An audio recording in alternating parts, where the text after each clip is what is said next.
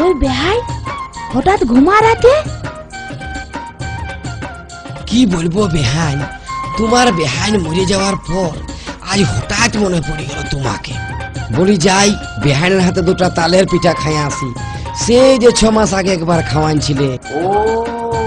ও তাইলে তোমার ওটা মনে আছে?